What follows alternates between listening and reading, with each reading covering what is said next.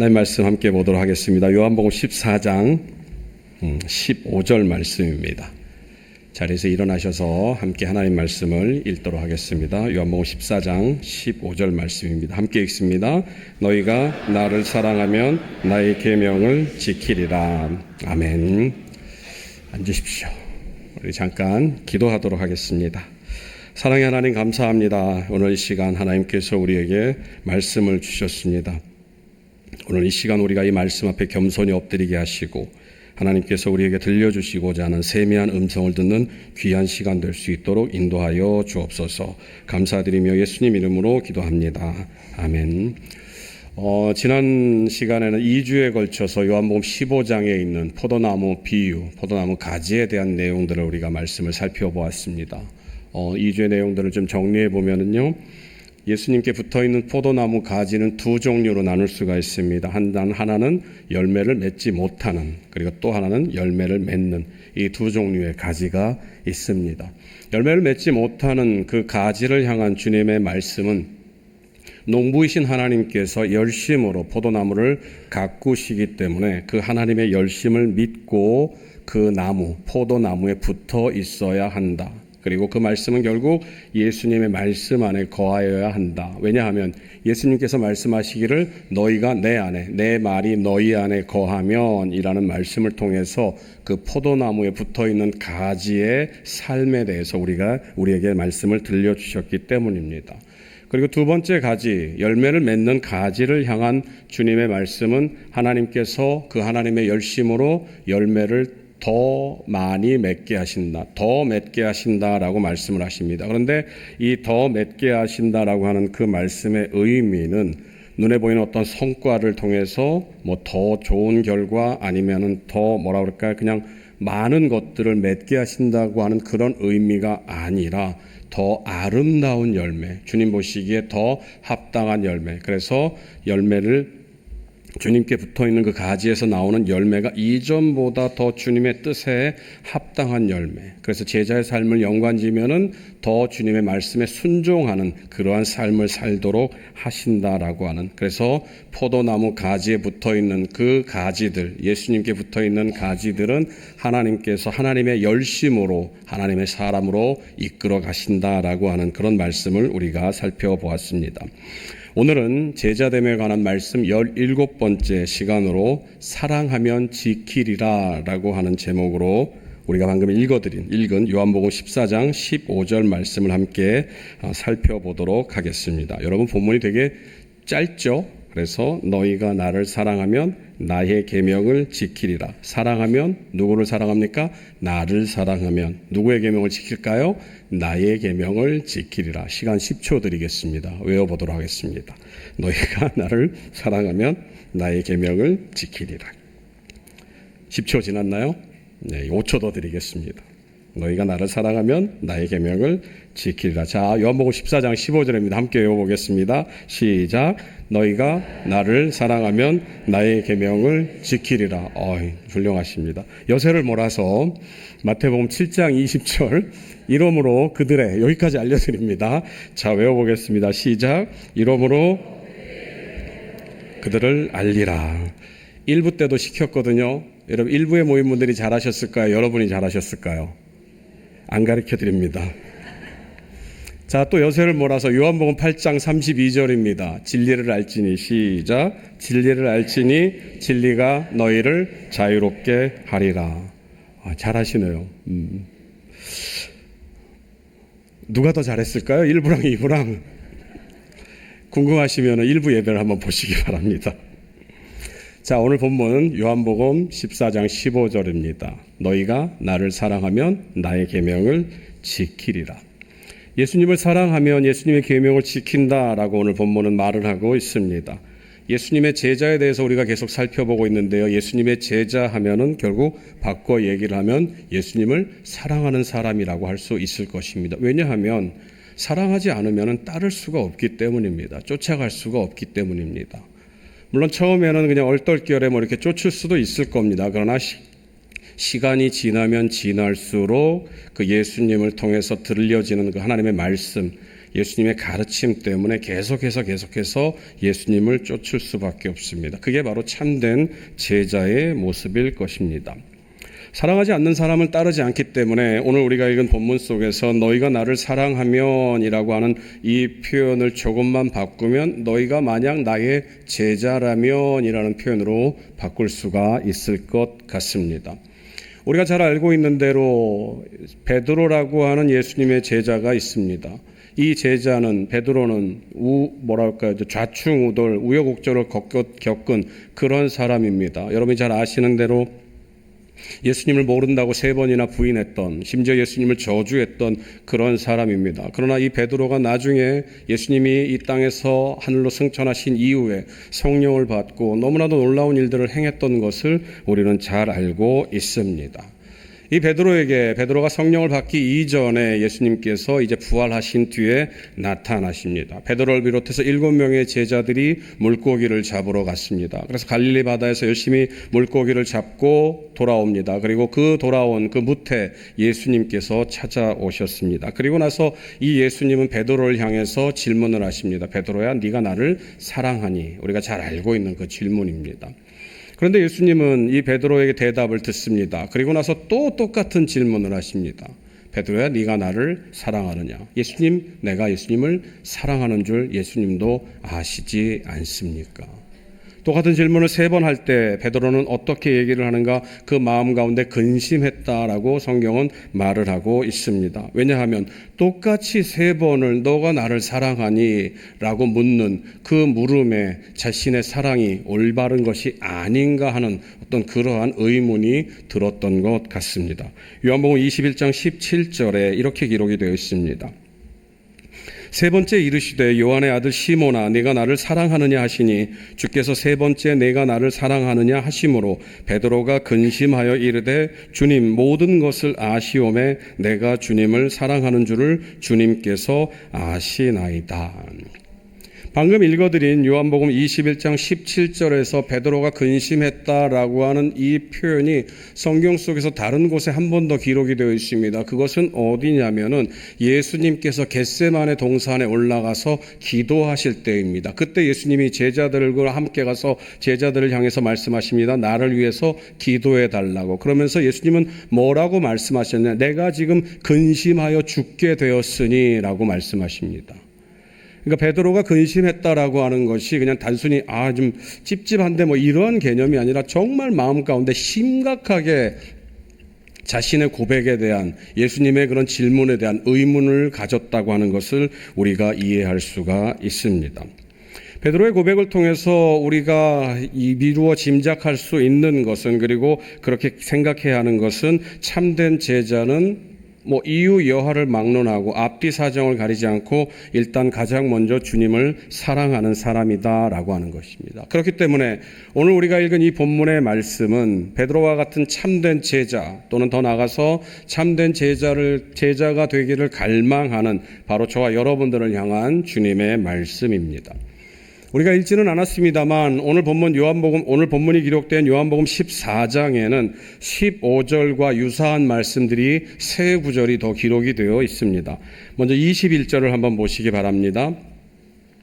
나의 계명을 지키는 자라야 나를 사랑하는 자니 나를 사랑하는 자는 내 아버지께 사랑을 받을 것이요 나도 그를 사랑하여 그에게 나를 나타내리라. 우리가 읽은 것처럼 요한복음 14장 15절 너희가 나를 사랑하면 나의 계명을 지키리라. 그리고 방금 읽어드린 21절 나의 계명을 지키는 자라야 나를 사랑하는 자니, 그냥 15절 말씀을 앞뒤를 바꿔놓은 것 같은 그런 느낌입니다. 똑같은 내용들을 언급했다고 볼 수가 있습니다. 23절에도 이와 비슷한 내용이 기록이 되어 있습니다. 23절을 보실까요? 예수께서 대답하여 이르시되 사람이 나를 사랑하면 내 말을 지키리니. 너희라는 말이 그냥 사람으로 바뀌었다 뿐이지 너희가 나를 사랑하면, 사람이 나를 사랑하면, 그리고 내 계명이 말로 바뀌었을 뿐입니다. 내 말을 지키리니. 요한복음 14장 15절 말씀을 그대로 옮겨 오셨습니다. 24절은 조금 다른 개념으로 우리에게 전달을 해줍니다. 24절 말씀입니다. 반어법이죠. 나를 사랑하지 아니하는 자는 내 말을 지키지 아니하리니. 그러니까 나를 사랑하지 않으면 내 말을 지키지 않을 거야. 반대로 얘기를 하면 나를 사랑하면 내 말을 지키겠지라고 하는 그런 답으로 우리가 이해를 할 수가 있을 것입니다. 그래서 요한복음 24장 전체를 보면 15절 말씀에 대한 내용들, 다시 말하면은 예수님의 말씀, 예수님의 계명과 예수님을 향한 사랑이 등치로 선정이 되어 있음을, 등치적인 관계로 우리에게 전달되고 있음을 우리가 보게 됩니다. 예수님에 대한 사랑은 예수님의 계명과 밀접한 관계가 있습니다. 오늘 본문 말씀 속에서 예수님은 저와 여러분들을 향해서 너희가라고 하는 전제를 제시해 줍니다. 너희가 나를 사랑하면, 저와 여러분들이 예수님을 사랑하면, 그리고 나서 뭐라고 얘기를 합니까? 나의 계명을 지킨다라고 얘기를 하십니다. 여기 좀 보세요. 여기 보십시오. 너희가 내 제자라면 나의 계명을 지킨다. 왜냐하면 앞서 말씀드린 대로 사랑하면은 따르게 되어 있다. 그리고 따르면 결국 제자라는 것입니다. 그래서 이 얘기들을 종합해서 오늘 본문 15절 말씀을 생각해 보면 방금 읽어드린 것처럼 너희가 내 제자라면 나의 계명을 지키리라 라는 말로 정의할 수가 있을 것입니다. 예수님을 사랑하는 예수님의 참된 제자는 예수님의 계명을 지키는 사람이다. 우리가 이렇게 결론을 내리게 될 수 있습니다.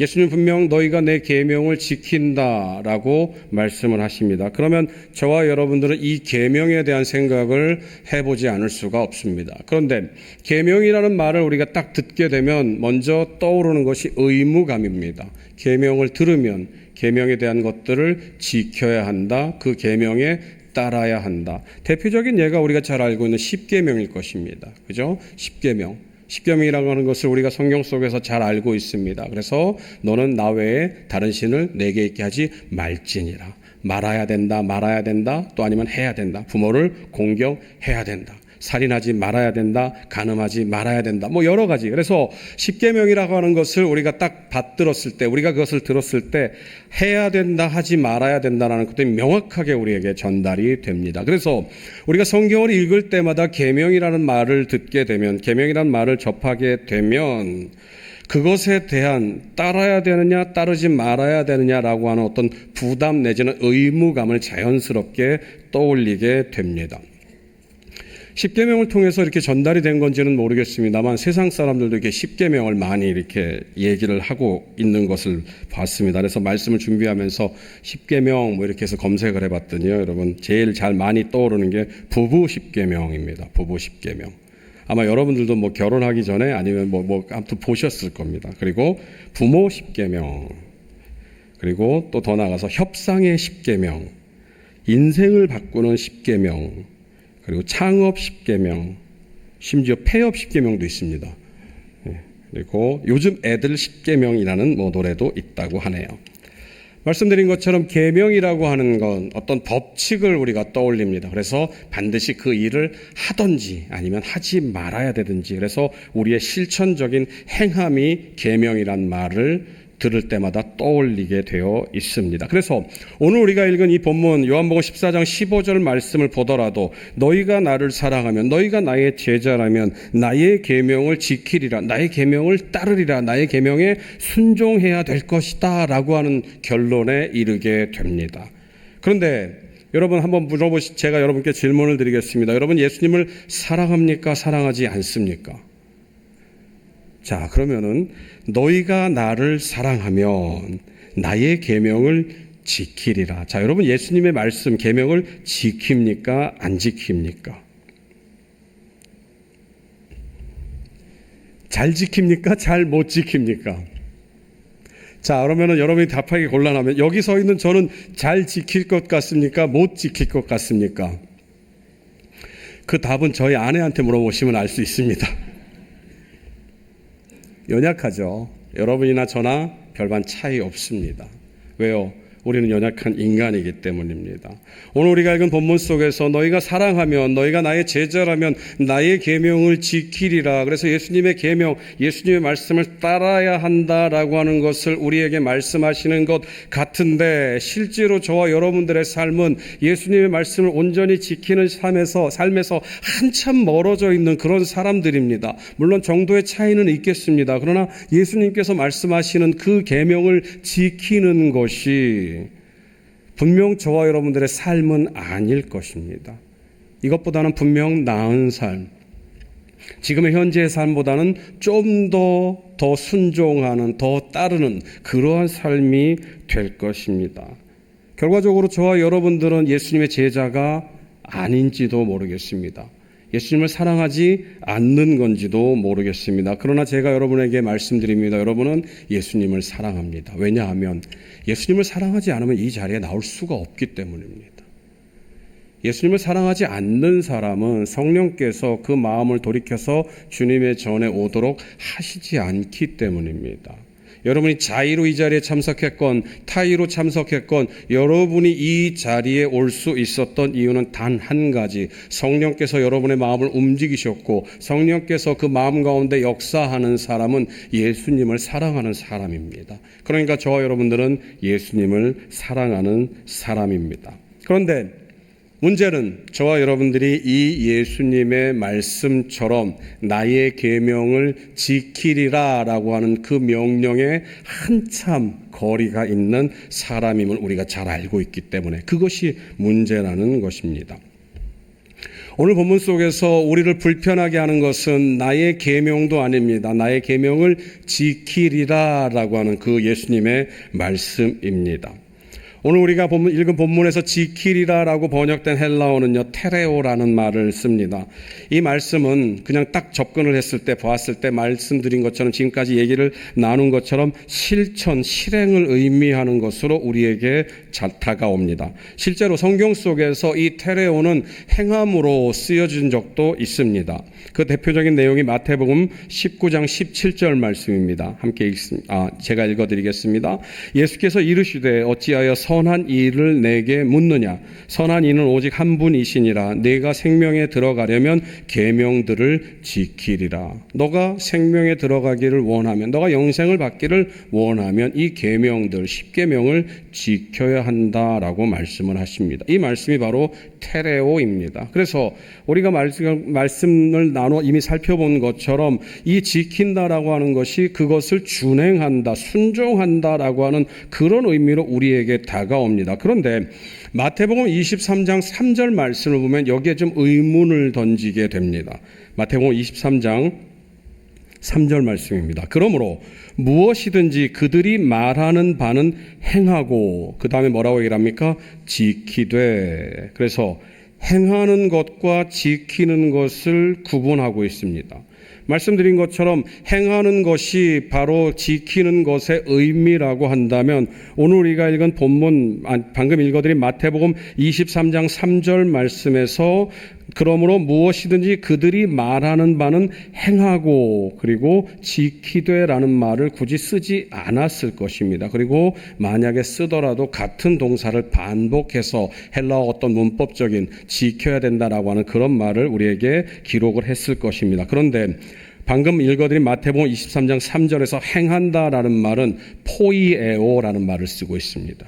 그리고 지킨다는 말은 우리가 읽은 본문 요한복음 14장 15절에서 말하는 테레오라는 말을 쓰고 있습니다. 그래서 행한다라고 하는 말을 지킨다라는 말로 표현해서 그것을 마치 우리가 어떤 일을 행한다라고 하는 그 문법, 어떤 그런 표현으로 쓰인 곳은 성경 속에서 거의 없습니다.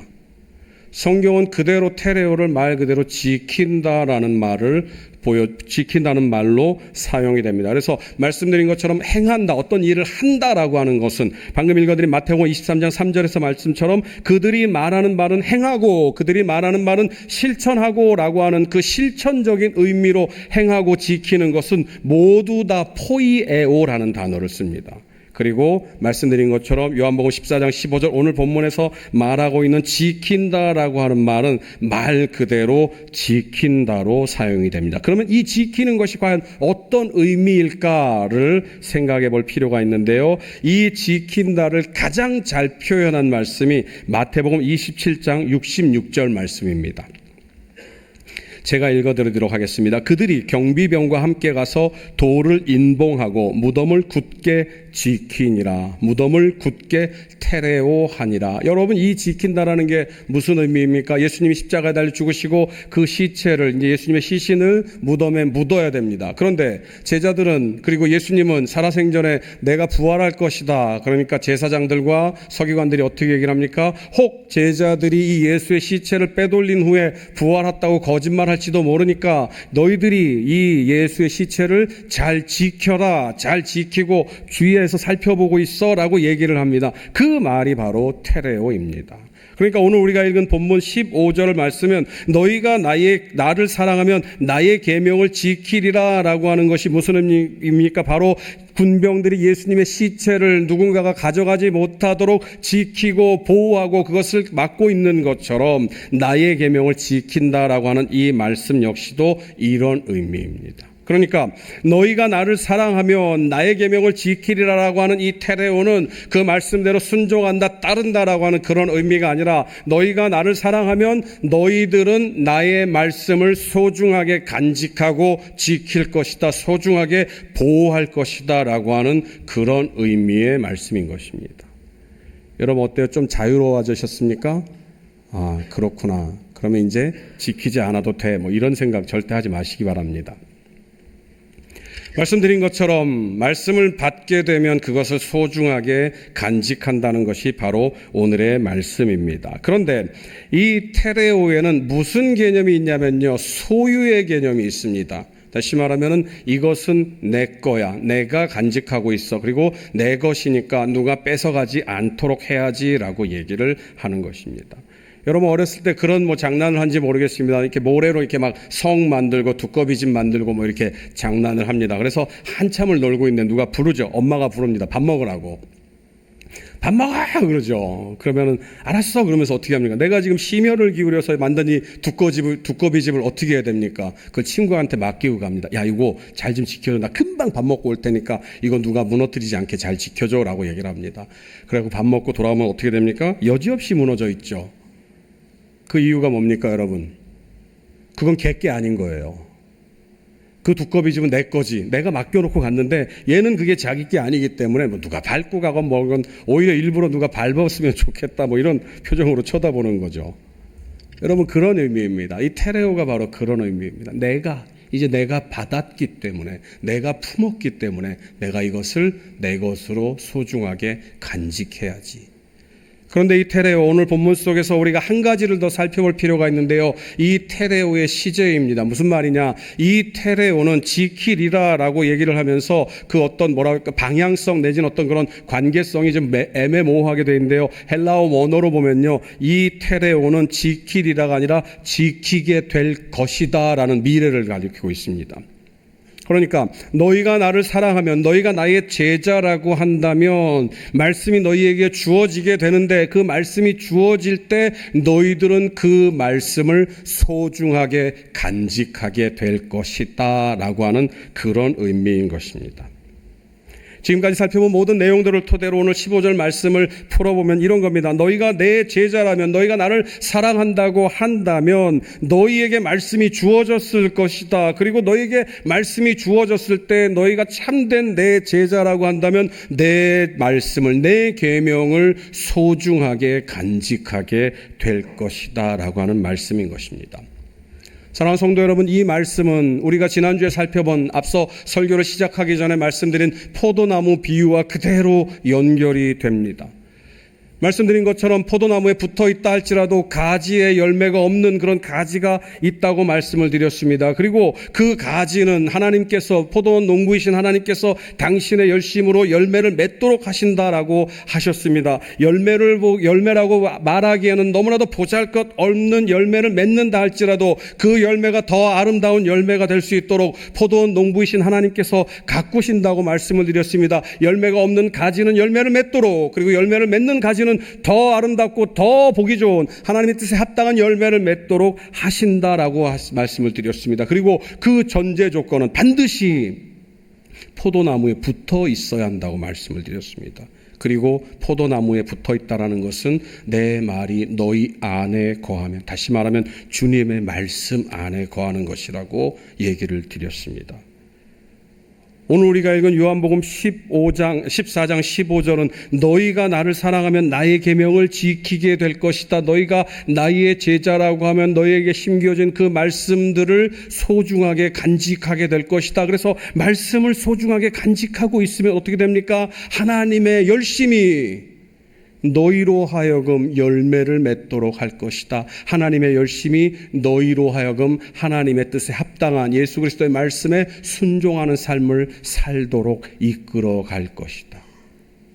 사랑하는 성도 여러분, 저와 여러분 가운데 주님의 말씀이 없다고 한다면 우리는 그냥 불에 태워 던져지는 그냥 마른 가지에 불과합니다. 그러나 우리에게, 저와 여러분들에게 주님의 말씀이 있습니다. 주님을 사랑하는가, 우리가 주님을 사랑하는가, 우리가 주님의 참된 제자인가 아닌가를 판가름하는 그 기준은 무엇인가? 바로 저와 여러분들의 마음 가운데 주님의 말씀이 얼마나 소중하게 간직되어 있느냐를 보면 됩니다. 그것을 실제적으로 우리가 점검해 보면 저와 여러분들이 참된 주님의 제자, 주님을 사랑하는 사람이라는 것을 알고 싶다고 한다면 여러분의 마음속에 얼마나 그 말씀이 소중하게 간직되어 있는지, 다시 말하면 말씀을 들을 때마다 그 말씀을 기억하기 위해서 얼마나 애쓰는지를 보면 됩니다. 저와 여러분들이 예수님을 사랑하는 그런 참된 제자라고 한다면, 그것을 알고 싶다고 한다면 말씀을 가까이 하기 위해서 여러분들이 얼마나 노력하고 있는지를 점검해 보면 됩니다.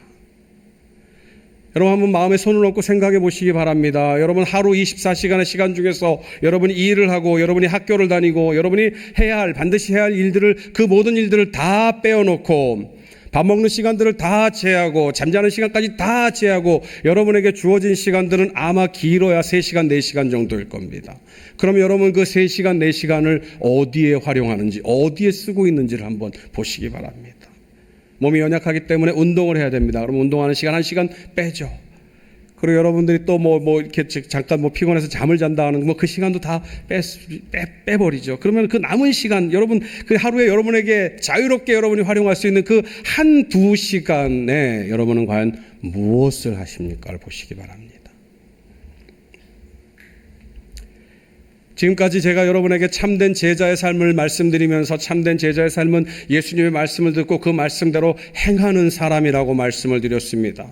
그러면 여러분 가운데서 어떤 분들은 그렇게 얘기할지도 모릅니다. 야, 지금까지 너는 예수님의 말씀을 듣고 행하는 것이 참된 제자라며. 그런데 왜 오늘 갑자기 말씀을 품고 있는 게 참된 제자라고 얘기를 하느냐? 말씀을 소중하게 간직하고 있는 것이 참된 제자라고 얘기를 하느냐? 앞뒤가 맞지 않는 것 같다라고 말씀하실지도 모릅니다. 여러분, 천만의 말씀입니다.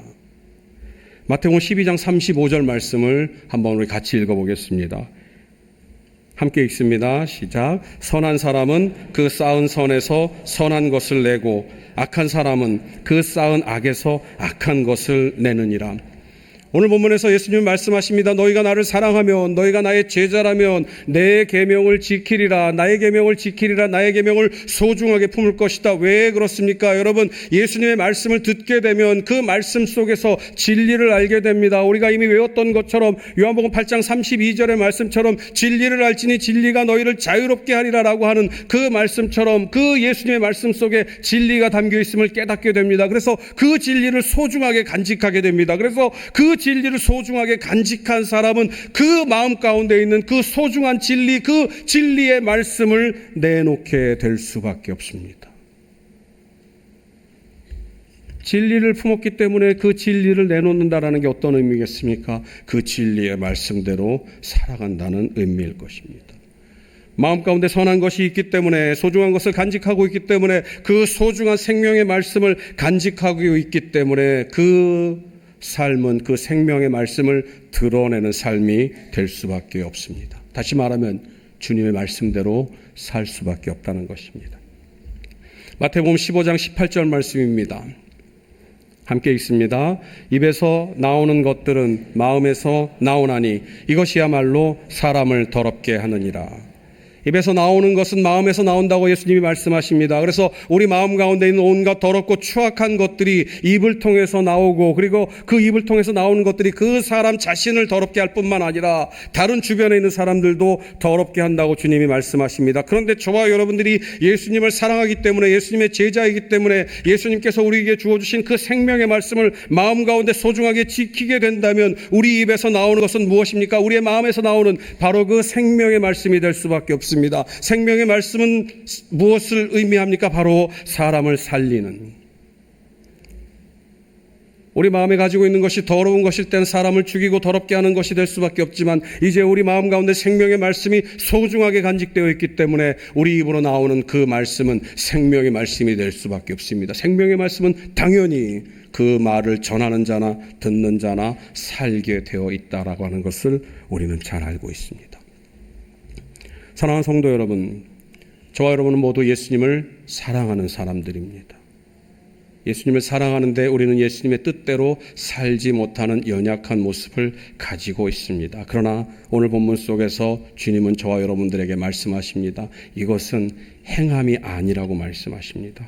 마음 가운데 품는 것이라고 말씀하십니다. 저와 여러분들이 교회를 통해서, 여러분이 말씀 생활을 통해서 하나님의 말씀, 예수 그리스도의 그런 생명의 말씀들이 얼마나 많이 부어집니까? 이제 우리가 해야 할 일은 그 말씀, 그곳에 생명이 있기 때문에 그 말씀이 우리를 살린다라고 하는 그 믿음을 가지고 그 말씀을 품어야 됩니다. 소중하게 간직해야 됩니다. 날마다 말씀을 묵상하고 그 말씀이 우리의 삶을 이끌어 가도록 하기 위해서 날마다 그 말씀 가운데 우리를 겸허하게 숙여야 됩니다. 그 말씀 가운데 엎드려야 됩니다. 그렇게 되면 여러분, 우리가 앞서 말씀드린 것처럼 제 베드로의 모습을 우리에게서 지울 수가 있습니다. 예수님, 나 예수님 사랑해요 라고 고백을 하지만 예수님께서 정말 너 나를 사랑하니? 라고 하는, 예수님은 그 사랑을 알고 계심에도 불구하고 그 사랑을 다시 확증하기 위해서 물어보았음에도 불구하고 자신에 대한 자괴감 때문에 내가 그럼 예수님을 사랑하는 것을 예수님이 모르시는 거 아닌가라고 하면서 심각한 근심 가운데 빠지는 그런 모습을 우리에게서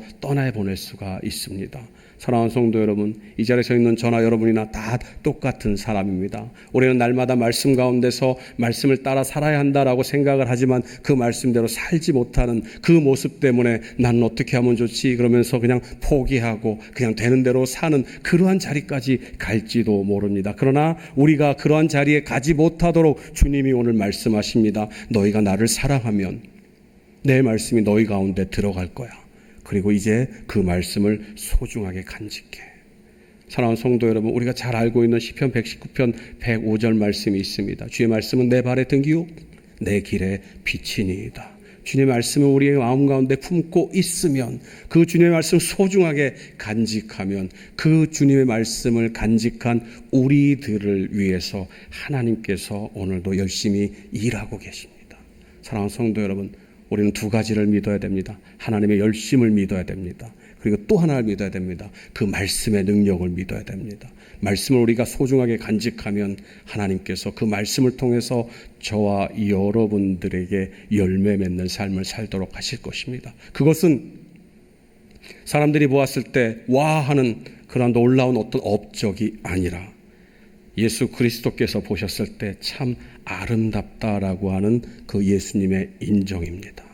사랑하는 성도 여러분, 이제 이 예배를 마치면 저와 여러분들은 또 세상으로 나가실 것입니다. 이제 이 말씀을 간직하시기 바랍니다. 그래, 하나님의 말씀, 예수님의 말씀을 간직해야지. 그리고 세상 가운데 나가서 살아가시기 바랍니다. 여러분에게 마음속에서 나오는 그 말씀이 여러분을 통해서 여러분이 참된 제자됨을 증명하게 될 것입니다. 그리고 그 여러분의 제자됨을 증명하면 세상 사람들이 여러분을 통해서 생명을 얻게 됨을 믿으시기 바랍니다. 나가서 제자답게 말씀을 소중하게 간직한 사람으로 이번 한 주간 동안 살아가면서 승리하시는 저와 여러분들이 되시기를 간절히 소원합니다. 기도하시겠습니다. 사랑의 하나님 감사합니다. 오늘 말씀을 통해서 계명을 지킨다고 하는 것은 바로 생명이신 그 주님의 말씀을 마음 가운데 소중하게 품고 있음을 생각해 보았습니다. 하나님, 우리는 베드로와 같이 주님께 사랑한다고 고백을 하지만 우리의 삶이 너무나도 연약하기 때문에 혹 내 사랑이 부족한 것은 아닌가 그런 생각을 하게 될 때가 너무나도 많이 있습니다. 말씀을 따르는 것이 행함으로 인식되어서 우리가 늘 부족한 삶을 살기 때문에 나는 제자가 아닌 것 아닌가, 나는 예수님을 사랑하지 않는 것은 아닌가 하는 그러한 마음들이 우리 가운데 있음을 또 발견하게 됩니다. 그러나 오늘 말씀 속에서 주님께서 우리에게 들려주신 그 음성은 우리는 주님을 사랑하기 때문에 주님의 말씀을 마음 가운데 소중하게 간직한다고 하는 그 진리입니다. 하나님, 이 자리에 모인 주의 종들 위에 함께 하시사 그 말씀 품고 세상 가운데 나가서 세상에서 우리의 입을 통하여서 우리의 삶을 통하여서 주님의 말씀을, 그 생명을 전할 수 있도록 인도하여 주시옵소서. 그래서 우리의 삶을 통하여서 참된 제자됨이 증명되고 세상 사람들은 하나님께 영광을 돌리는 놀라운 역사가 있도록 복 내려 주옵소서. 감사드리며 이 모든 말씀 예수님 이름으로 기도합니다. 아멘. 이제는 우리 주 예수 그리스도의 은혜와 하나님 아버지의 크신 사랑과 성령님의 감동 감화 충만하심이 주님을 사랑하여 참된 제자로 살기로 다짐하여, 그래서 그 방법으로 주님의 말씀을 소중하게 간직하기로 다짐하는 사랑하는 주의 종들, 사랑하는 참된 제자들 머리 위에 이제로부터 영원토록 함께 있을지이다. 아멘.